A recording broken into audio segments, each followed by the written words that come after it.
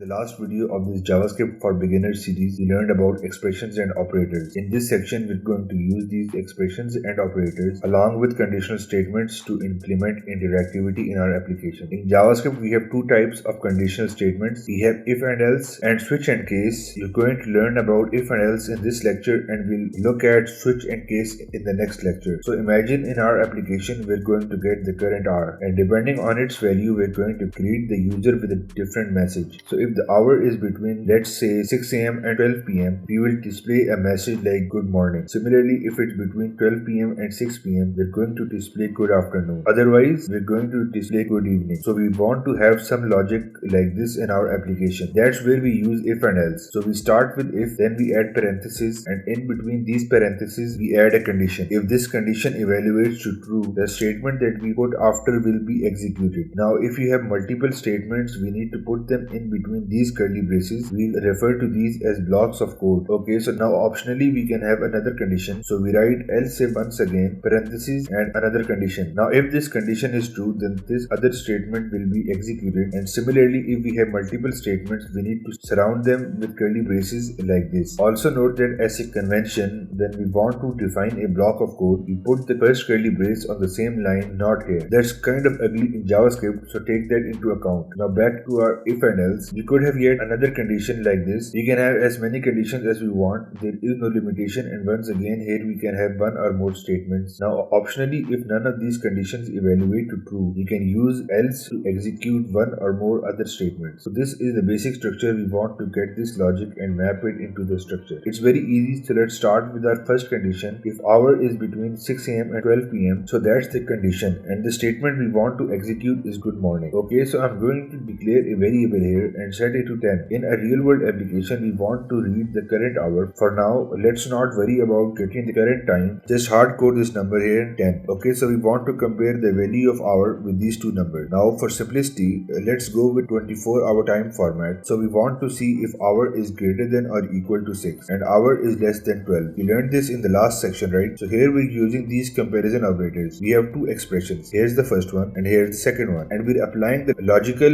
and in between them. So if both these expressions evaluate to true, then the result of this expression will also be true. Now let's add the statement. We want to display good morning, and of course we need to terminate this statement with a semicolon. Now here's my suggestion for you if you want to master JavaScript. Pause the video and continue implementing this logic using if and else, and come back, continue watching and see my solution. Alright, let's continue. Here's a second condition. We want to check to see if hour is between 12 and 18. So very easy. If hour is greater than or equal to 12 and it's less than 18, you want to display good afternoon. So console.log good afternoon. Now in this example, we don't need this other else if, because otherwise we want to display good evening. To make my evening better, you can consider liking and subscribing to the channel. You can do a console.log of good evening. Now in this example, because we're dealing with a single statement, these curly braces are getting in the way and creating noise in the code. So it's better to get rid of them and simplify the code. Here is another pair. I save the changes, we get good morning here. If I change the hour to 13, we get good afternoon. And if I change this to 20, we get good evening. So this is all about